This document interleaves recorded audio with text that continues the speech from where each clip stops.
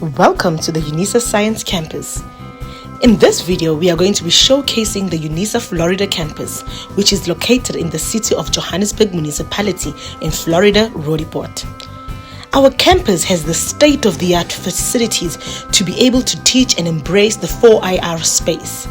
The campus is two colleges as residents, which is the College of Science, Engineering and Technology, as well as the College of Environmental Sciences. Unisa School of Engineering endeavors to be the best engineering school in South Africa. We welcome great minds from all over the continent to study with us. Our engineering school has state-of-the-art laboratories and equipment, a first-class international reputation, and relationships with faculties all over the world and over Africa. So everybody is interested in 4IR and what 4IR is. So at the University of South Africa, we have really grabbed this idea of 4IR. For us, 4IR is not only about technology, it's not about big data, it is not about the Internet of Things, it is not about social media. It is about how we as individuals take this technology and use it to improve our lives. For example, in our school, looking at the Department of Information Systems, we've got a number of programs that have embraced 4IR technologies and 4IR thinking, for the last number of years. We've got colleagues who are working with bioinformatics, colleagues who are working on cybersecurity, colleagues who are working on digital government. All of these ideas have been in this information system space for a large number of years. Now we are taking it to the next level. Hi, my name is Shiren Singh. I'm a professor in the School of Computing in the Department of Information Systems, which is in the College of Science, Engineering and Technology. So in the 4IR space, right, we are looking at what we call the University of the Future. What is the University of the Future? How does the University of the Future work? Right? Is it the standard university that where people go and attend classes, stand in front of a human being and expect the knowledge to come down to them? Or is it more democratized where people use the technology to enhance the learning process? So what we at Unisa have been doing is developing MOOCs. MOOCs is a really fancy word, is a really fancy acronym to say this is a massive online opened classroom, and it's opened. Anybody can come to this classroom at any point in time, go through the material, develop a deep understanding, and depending what type of MOOC you attend, you can have a asynchronous MOOC or a synchronous MOOC. What does that mean? It means you can have somebody who is physically championing the MOOC. They will come, they will talk to you, they will share their experiences with you, take you through the tutorial matter, or it could be where their videos are already over there and you will go through those videos. Right? Once you complete that MOOC, you would either do a portfolio or a little exam and you would get certified. So we at Unisa see this as one of the ways of taking 4IR and the University of the Future forward.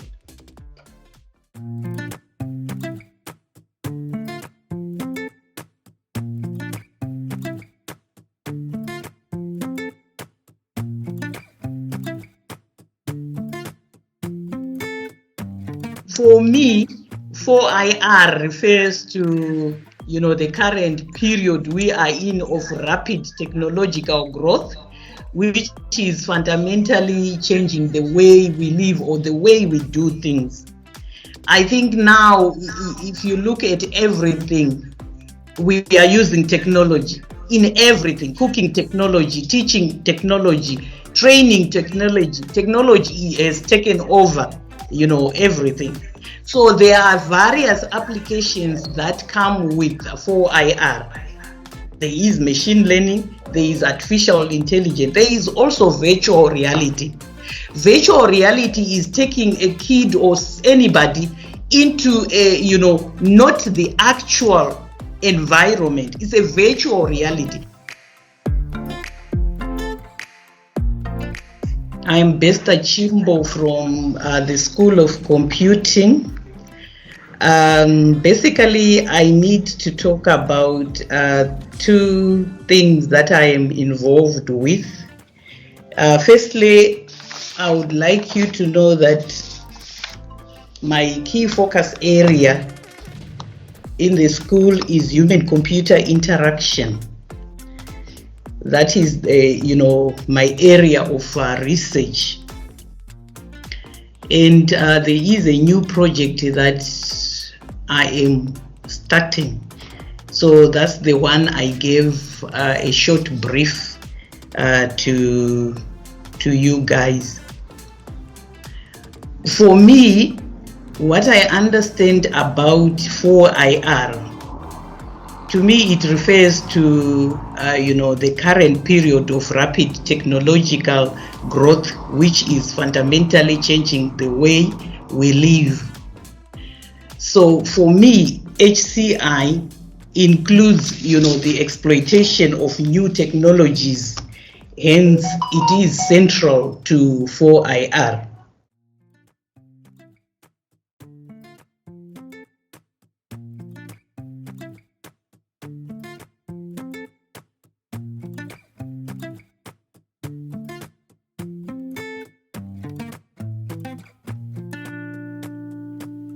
Hi, I'm Professor Anne-Marie Kritzener, and I am in the Information Systems Department in the School of Computing in CZ College. And I want to talk about cyber safety awareness. Where does this fit into the fourth industrial revolution, and what are we doing for the future that is coming sooner than we think? Technology has developed over the last few years. We had the different industrial revolutions from first, the second, and the third, and we're finding ourselves within this fourth industrial revolution.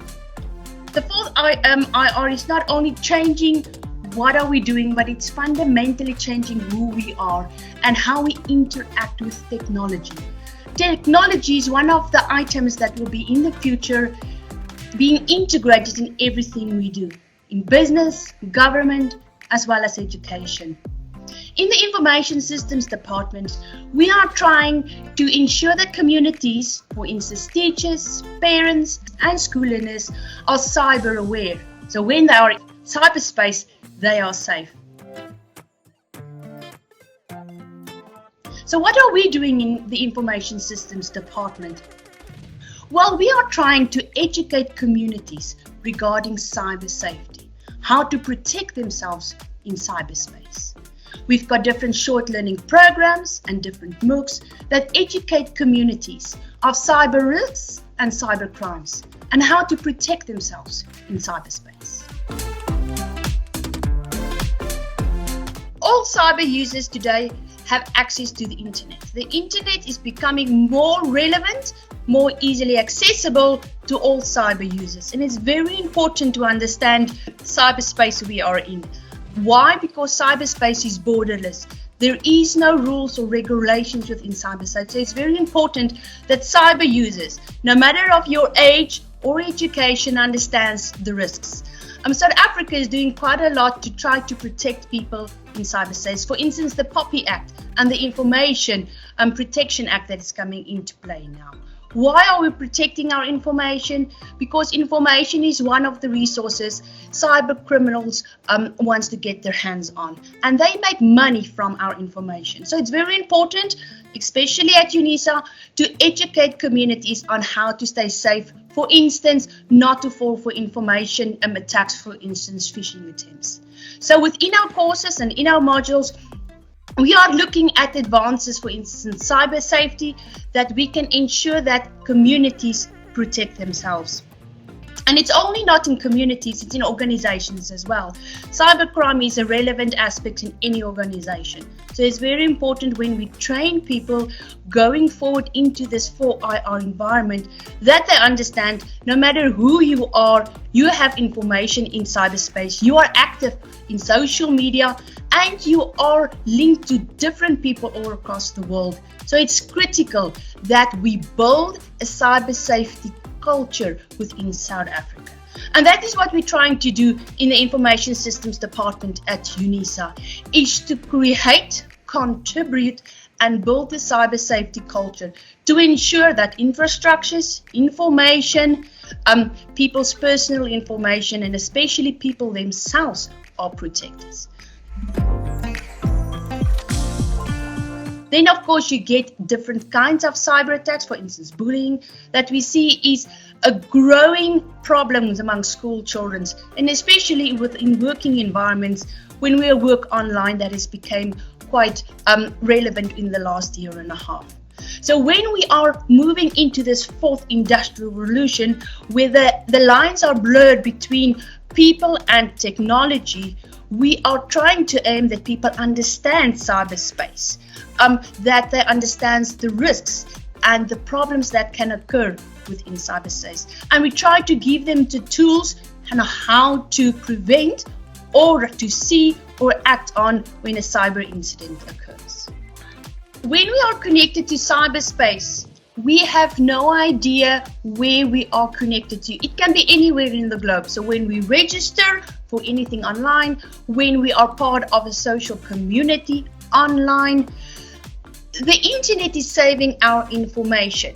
If we don't know it, it's saving it definitely. And it's using it some other way for cyber criminals that can use it to get our personal information and try to have cyber attacks on us. So it's very important when people are within cyberspace and they register and they give personal information out, that they understand where the information is going. It's very important that cyber users must understand that nothing is free on the internet. There's a lot of organizations and companies that pays millions of rands to obtain information. So if you register something online, if you want to download something from the internet and you have to give your personal information, there's always a catch to it, and we must always be aware and be vigilant. When we're on the internet, we have no idea who is the other person on the line. If somebody sends you an email, we must make double sure who the email is from. We must read the email, we must understand the email, and not just click on any link because we want something for free or we think we must do a specific action. For instance, the banking environment. Your bank will never send you an email with a link to log onto your bank account. They always inform you there's a problem and you can phone the bank. So we advise all our people we engage with communities, with people on the street. When you do, for instance, online banking, make sure you understand the rules of the online banking. Understand what your bank will ask of you, and then be vigilant. Keep an eye open for cyber criminals that wants to get your information and therefore get to your money. Phishing attacks. That is one of the ways cyber criminals get to your information. If you think that if you receive an email and you think you've won something, probably you have not. That is one of the easiest ways to phish somebody, to get information from somebody, or let somebody activate a link that will take them to a bogus site. So people must be aware. You probably have not won something. And if you think you have won, rather follow different methods. Try to go and investigate if the people that have sent you that email is authenticated. But 99% of the time, it is phishing attempts. One of the attempts that I've seen quite recently is that somebody received an email to say please indicate to the government department if you have received your vaccination. Press on this link if you have, and press on this link if you haven't. And I've heard of a number of people that pressed on the link, and that leads to different sites. And many times these links ask for a bank account login that they can or provide you with funding to go to a vaccination site, or as you say, is if you want something. But people must be vigilant.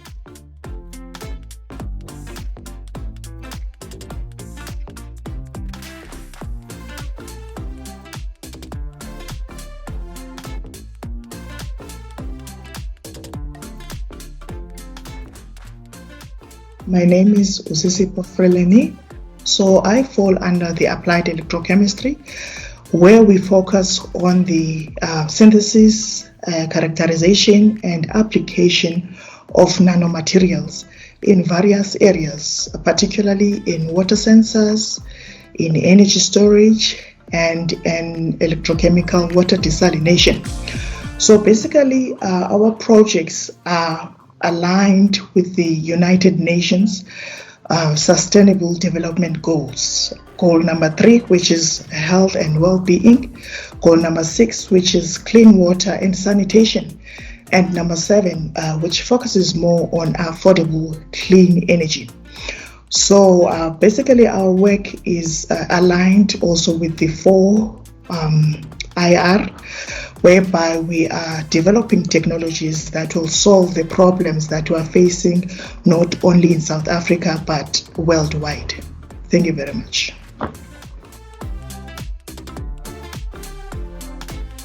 My name is Unisa Tito. I'm a master's candidate at the Institute for Nanotechnology and Water Sustainability. I'm part of the Applied Electrochemistry thematic area. So we focus on using electrochemical methods to derive solutions for the current water challenges. My project focuses on the development of a sensor to detect an antiretroviral drug in water, specifically nevirapine, which is used for preventing mother-to-child transmission and also used in combination therapy for first-line treatment. So this sensors is an alternative to the usual expensive and sophisticated techniques such as our high-performance liquid chromatography. So the device is very easy to use and gives results within a very short space of time. These digital sensors form part of the 4th industrial revolution, which is the future. So it's important for us to know what is in our water in order to help us prevent negative effects in the future, such as the development of drug resistance or other sicknesses. So these findings will help the people at the waterworks to improve their purification methods. My name is Arusani Manyache. I'm a PhD candidate at Unisa under the Institution of Nanotechnology and Water Sustainability. What we are working on, if I can put it in simple terms, we are developing the material that will be used for the water treatment. So this material is developed from sugarcane bagasse. So we think that this our research can engage in the space of 4th industrial revolution by trying to develop material which are more cost effective. It's natural based material. Then in the space of 4th industrial revolution, we believe that by developing the different parameters that can be used, and to form a sort of a modeling that will be used to simulate how much it's going to cost to develop our certain material, and how much time is going to need. And by doing that, that's going to help us to save time and to save money.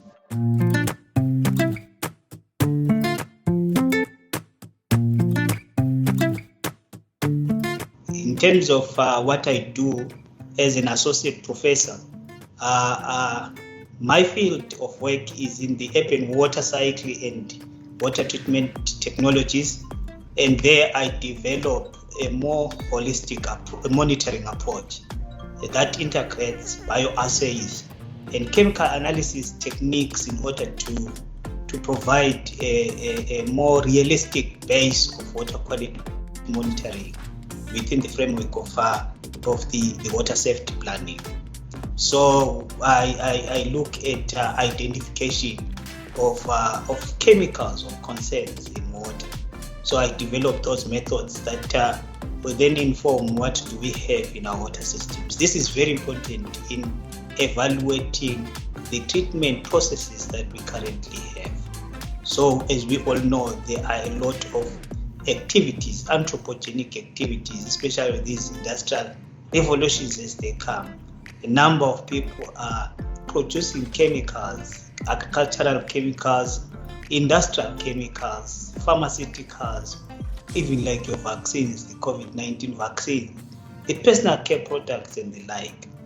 And these systems, when they get into our water system, they tend to translate. There is a transformation of this into other compounds, and we need to evaluate. First, we need to identify and quantify, and then evaluate their amounts. It is important for us then to inform the regulators on how much of these amounts of chemicals can be regarded safe in the water systems.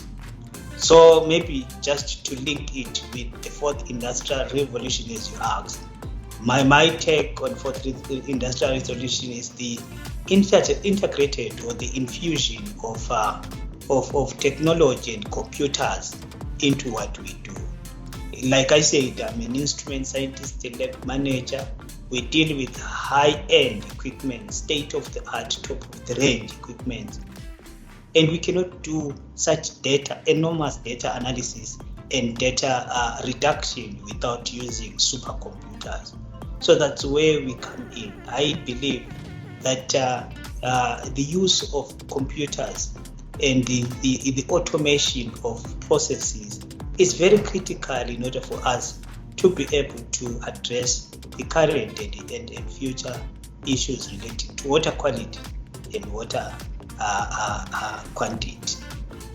Then, in terms of its social impact, I think obviously it is critical at this stage for us to have safe drinking waters. I can imagine people I don't know how many water bottles have you taken today. Imagine if you were taking unprescribed drugs by drinking your water or other chemicals. Definitely we might shorten the lifespan of people. So it is critical from our side to come up with that. So one other thing that I might also say regarding fourth industrial revolution is that I said I come from a nanotechnology environment. Nanotechnology, we make, we synthesize, we produce these chemicals at nanoscale. I should say, for example, computers, tablets, phones, whatever we use even now, they use the nanotechnology, as we all know. Amongst many of them is the silicon chips that are the brain of the devices that we use. So what we do at iNanos, we fabricate and we make these materials, characterize them for use, fit for purpose. So we apply them in water, but there are some that are applying them in drug delivery, and there are some that are applying them in certain vehicles, as well as storage devices of these computers.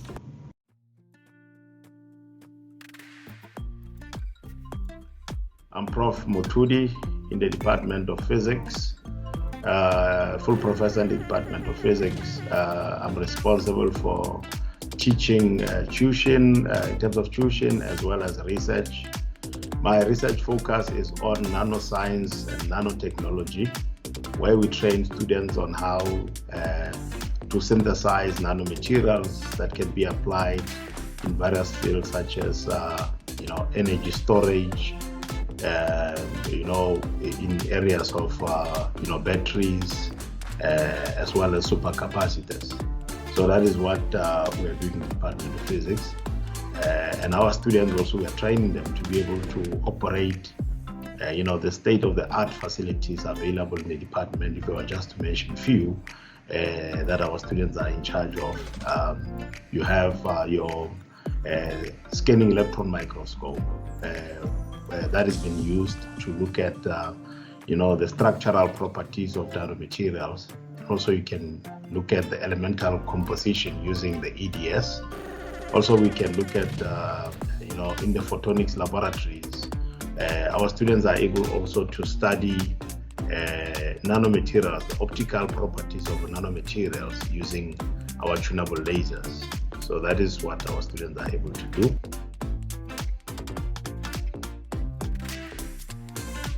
We spoke about nanoscience and nanotechnology. I think if I were to put this in layman's terms, we are using various methods where we are preparing this materials. I wish I could maybe share some slides just to show when we talk about nanomaterials, exactly what are we referring to. But you're talking about something that is less than 100 nanometers. In this case, what we have done is we're actually tuning the properties of materials, meaning that as you reduce the material or you go into nanospace, then the properties of the materials continue to change. And that is something that is quite exciting, why we are studying this material. So we look at the optical properties of these materials. For example, you can excite these materials using lasers, and then you'll be able to extract information from that. And also, we can use a scanning electron microscope to be able to study or to investigate the structural properties of the materials that you have prepared, because we use various methods where we prepare these materials. You've got your microwave technique, you've got your sol gel method. So depending on the application that you'll be using these materials for, so you use various methods for that. And also there's another technique that our postgraduate students are using now, where they prepare materials using green synthesis method, where they extract plant extracts are being used to prepare our nanomaterial.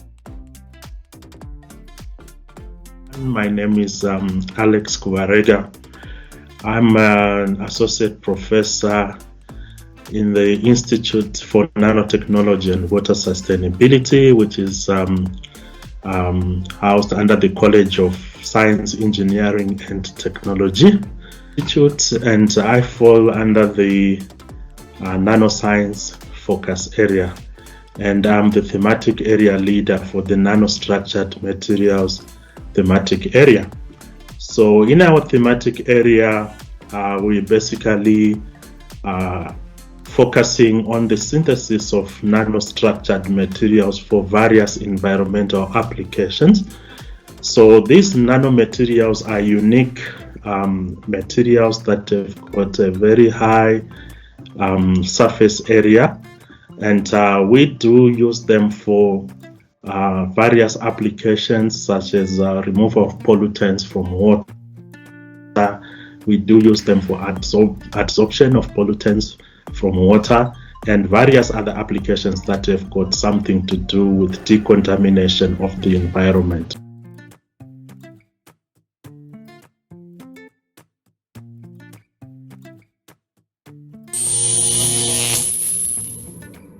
Without a reliable power supply, without a reliable energy supply, the fourth industrial revolution will fail before it even begins.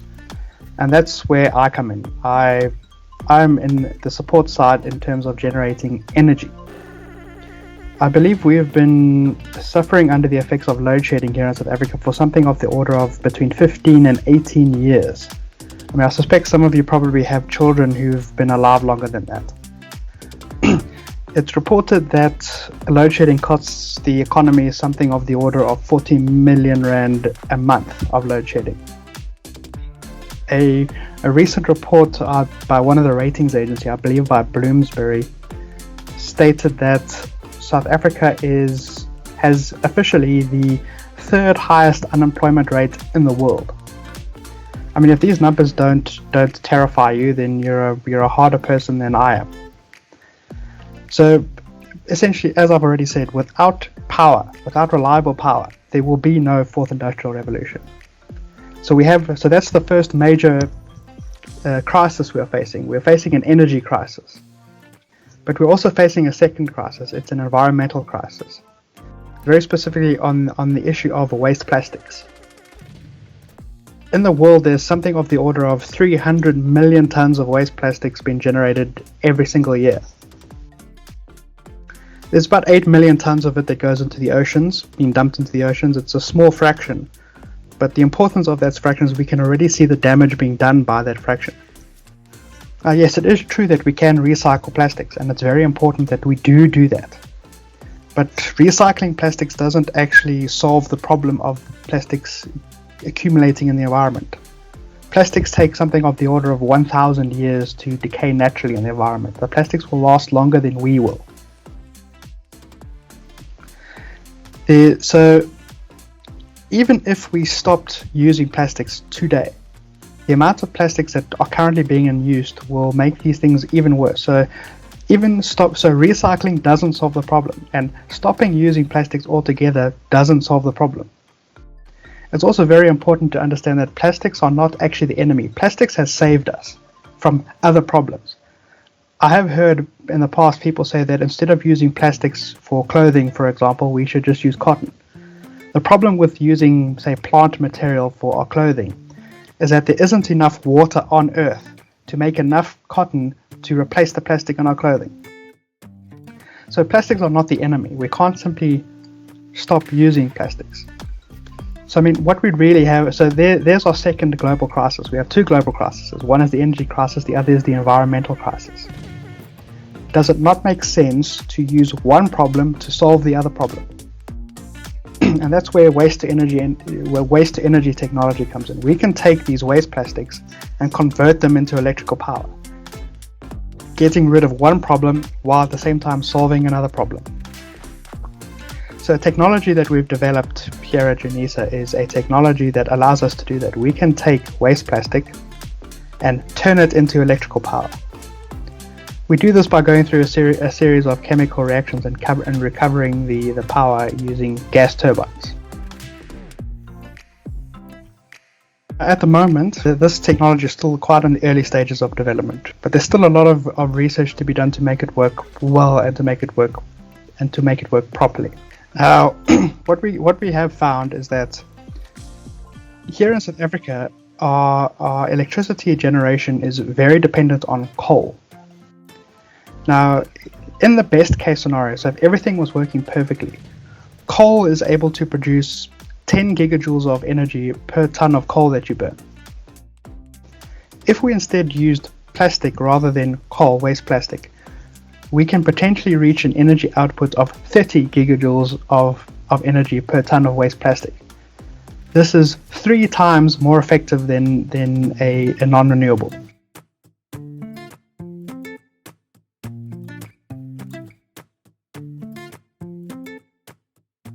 My name is Dr. Pierre Adriaanse. I'm the manager of the Horticulture Center at the Unisa Science Campus, Florida, Roodepoort. The topic today is the Unisa Science Campus and Horticulture Center and the fourth industrial revolution.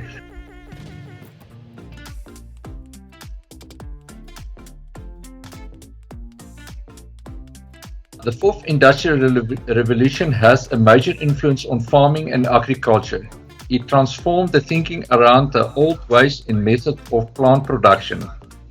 Horticulture production approaches become more commonly used and applied on small and big scale farming. The old Dutch saying, meten is weten, measuring becomes knowledge, becomes more relevant than ever in the 4IR context. Farmers, growers, production specialists and professional plant producers are now confronted with measuring input and output. The 4IR, together with the add-on pressure in terms of population growth, climate changes, energy use concerns, and dietary changes, meeting the expected demand for food production become an extensive challenge. This can only be reached by applying new techniques, using less and producing more quality plants and fruits. Greenhouses, climate control production, employing different methods, of example, hydroponic, soilless production, aquaponic production of fish and vegetables, and vertical farming become more commonly. At Unisa Science Campus Horticulture Center, we aim to expose students to the utilizing the new ways of 4IR, thinking, manipulating technology, and applying science. A good example of this outcoming of the climate control irrigation fertigations done by control system in the greenhouse called Priva. These systems give you the ability to be in control with all the aspects in the greenhouse without being in the campus. You control system remotely. The climate irrigation and fertigation settings can be done beforehand, and the computer will manage the greenhouse in the set parameters. The system will send an alarm SMS to your mobile phone to alert you of possible shortcomings in the greenhouse and any problems. We also host examples of different hydroponic systems for research purposes in the greenhouse at Horticulture Center. We successfully produce green peppers, tomatoes, and other vegetables applying hydroponics methods. New small-scale farming, rooftop, and urban farming become more and more common in the new generation of food supply. The influence of the 4IR in agriculture and more specific horticulture environment leads to new working skills and new opportunities to apply new knowledge, information, and data produce more with less. My name is Botlhali Masango, and I'm from Titelo Secondary School, which is based at Protea North, Soweto. Today we had a very fascinating lesson. We learned more things that we could have not been taught at our school. For instance, statistics and how the statisticians are living and such things. We've learned about bacteria, different rocks, the lithosphere, we've learned about so many fascinating things. Like, those are most fascinating things in terms of education, and I don't think that I could have traded it well for anything.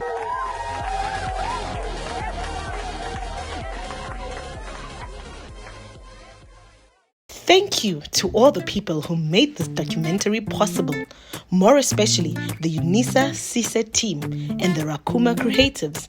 And also, thank you to the CSET management and DSI, NRF, SASTA for the continuous support. And lastly, the science engagement community for attending our sessions. Hakensa.